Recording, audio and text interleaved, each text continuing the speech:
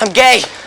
This man had his butt pinched by someone else. The person who pinched him was Mandy, Ian's classmate. Ian turned his head and saw Mandy smiling happily. Ian asked Mandy what had happened. Mandy replied that she wanted to thank Ian. It turned out that during history class the teacher had sexually harassed Mandy. Ian knew the history teacher was a jerk, so he tripped the teacher. He thought it was just a small favor. Mandy was deeply moved by Ian's help. She felt that Ian was her Prince Charming. She expressed her interest in Ian. However, Ian was busy with work and didn't have time to pay attention to Mandy. Mandy could only say, "See you at school tomorrow." Before leaving, she kissed Ian. After work, Ian kissed that person first. After the kiss, he went home. A few steps later, he saw Mandy again. Mandy struck a cool pose and said she was just waiting for Ian to finish work. The two returned to Ian's home together. Mandy suddenly sat on Ian's lap and actively tried to make physical contact with him. Ian immediately refused. Mandy felt humiliated and ran out of the room. The next day, Mandy's brother Mickey brought a few people to find Ian, who was working. Ian realized something was wrong and immediately fled. Mickey and his accomplices chased after him. Fortunately, Ian had locked the warehouse door earlier. Otherwise, he would have been beaten up. The boss explained that the warehouse had a back door. The group took a shortcut.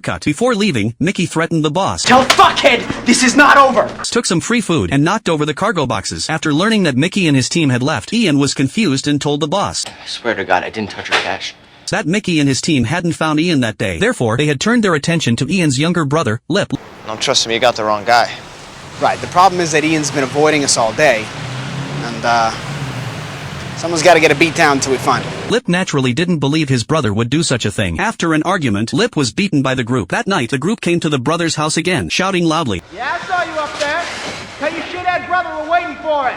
Sorry your face got busted up. Ian felt guilty for his brother being beaten, but he hadn't touched Mandy at all. He felt life was no longer worth living, and Ian just lay there. The next day, the brothers hid outside Mandy and Mickey's house. Ian saw Mandy leaving alone, so he chased after her to explain. Mandy refused to listen to him. Ian could only shout loudly. I'm gay. Mandy was shocked. Then they talked calmly. Mandy thought Ian found her ugly or had other reasons, but Ian was simply not interested in women. Mandy even suspected Ian was just making excuses to get Mickey to stop bothering him. Ian explained. This neighborhood? Why would I make that up?